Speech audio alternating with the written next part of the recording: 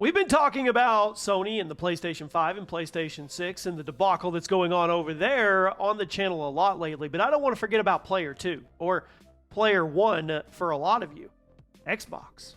And I told you guys we were going to do a video updating everything that's going on with Xbox, because if you look at the PlayStation 6, which is in trouble, the PlayStation 5, we're at the point now where Sony's taking away physical media, and people are revolting. They're turning the PS5 into emulators to fight back. But over on the other side, you're seeing a lot of marketing push from Xbox. We're rechanging, we redid the logo, we're listening, which is all good.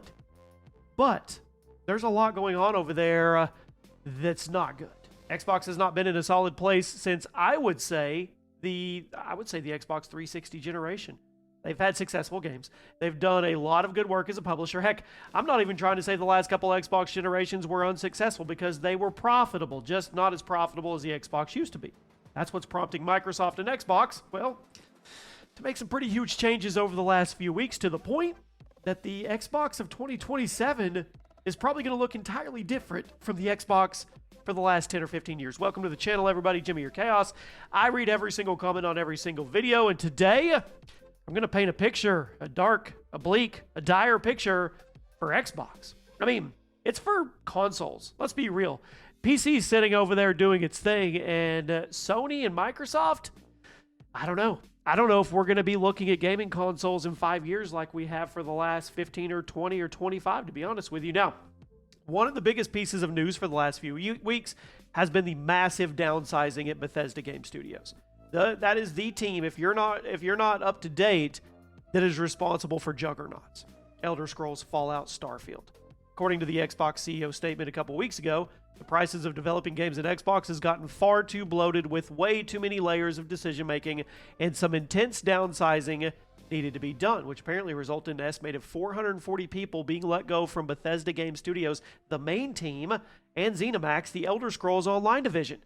Now, I'm not surprised, since Bethesda was arguably the least productive studio under Xbox's wing, right, or the umbrella. Think of it this way. Skyrim came out in 2011. Since Skyrim launched, Bethesda has released only 2 single-player RPGs. 2. The studio known for single-player RPGs has made 2 of them over the last 15 years. That was Fallout 4 and Starfield. Both of those heavily criticized for feeling shallow and streamlined. So something had to give. I agree. It's hard to hear that Bethesda, one of the legends of gaming, are getting trimmed down so much, but if you're not going to do your job and produce good games in a timely manner, I think they're right to reduce the budget. You can't keep eating up Microsoft money without producing the thing that they brought you on or bought you to produce. Now, some have said that these layoffs are going to hurt the production of Elder Scrolls 6, which we cover in depth here on the channel. We follow everything Elder Scrolls 6, but frankly, I don't think I believe that. Or rather, if it does hurt the production timeline of ES6, it's probably for the best. Maybe I'm being cynical here. Think of it this way. Elder Scrolls 6 was announced in 2018. The infamous title card. This thing has been in development for almost a decade, and Bethesda has been very open about the fact that we're probably not getting this thing till closer to 2030. I'm sorry, you can't do that if you're cashing the checks of a parent company. Microsoft pays all of Bethesda's bills with the agreement that they put out banger games that make the investment worth it. But here they are, just eating up money for almost a decade, and now they're concerned about how long it's taking? I mean, only after their staff gets reduced are they concerned about development length? Come on, seriously? I mean, it sounds harsh, but it's necessary. Bethesda's operations were not all efficient or productive, and something had to give. Shareholders speak, right?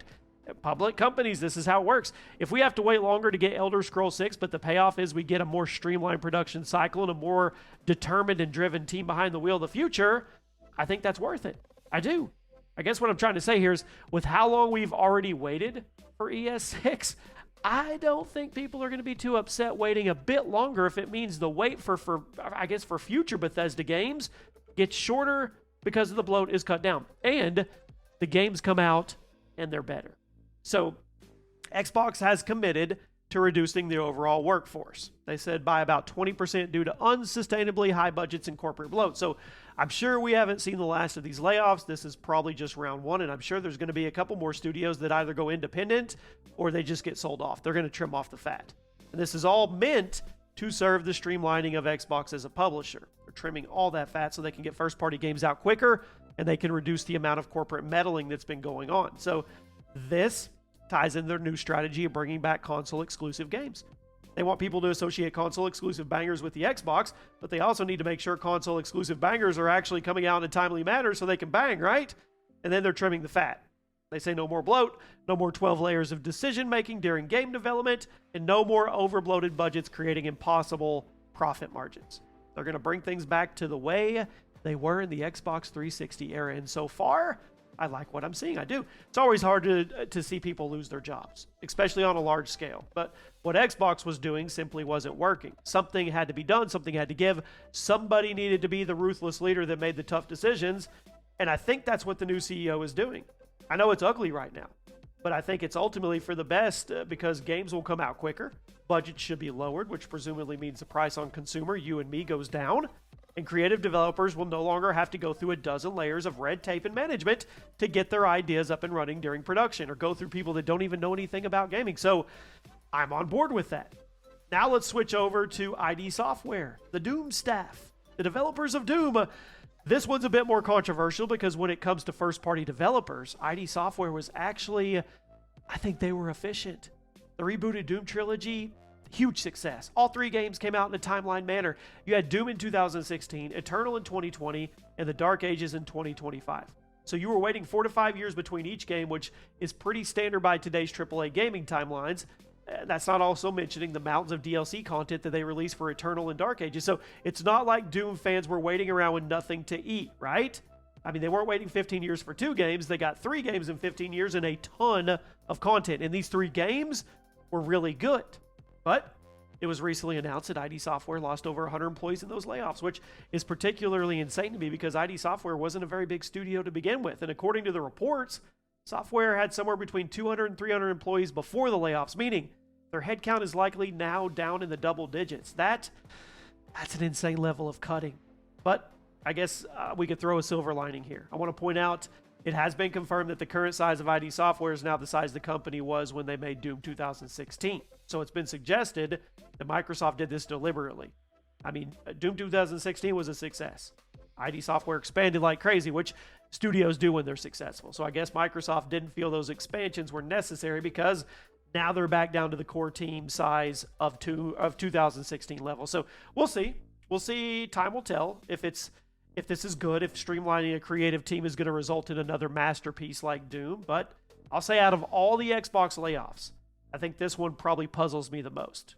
ID Software was one of your most productive teams. Now, let's talk about the Game Pass real quick. Xbox seems to be unsure what to do.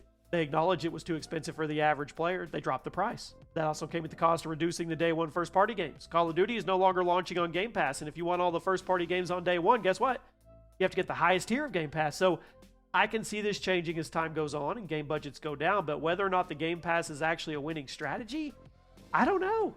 According to the reports, Game Pass has about 30 million subscribers, which is actually less than it's been in previous years, and Xbox directly acknowledged this, and they said they lost a bunch of subs when they raised the price, which is shocking. They actually held accountability. So if the Game Pass continues dropping the price back down, I could see it picking back up in popularity. Let me know what you guys think about that. And then the final thing I want to talk about is AI investment, basically versus game development. It's the elephant in the room with all the AAA game studios. Obviously, it speeds up development, but gamers, they do not like the feeling that they're playing something and paying for something that wasn't made by a human being. That is obvious. Most Microsoft studios have already made statements they are not using generative AI in their games, but the jury's still out on how much QA and development and help that these studios are getting from AI. I mean, I don't know where I'm at. There's no getting rid of AI. It's here to stay. It is. And if AI can speed up the tedious parts of game development, I don't know. I'm not opposed. I mean, why not let an AI do your bug detection or let AI help you find issues in the code, right? No, we should have humans do that. I don't know. It's going to happen regardless eventually. So I don't know how or where to debate it. I mean, I know we need to keep AI out of the creative process. I think more people are open to the other stuff. I don't know. We'll see. I feel like Microsoft's attitude is that way, but we'll have to wait and see where AI is used in future projects because Microsoft hasn't released many games since the AI explosion. So they're really yet to start developing major projects with AI at their disposal. We'll have to see. I know that's a very sensitive topic. You guys let me know what you think, and I'll see you soon.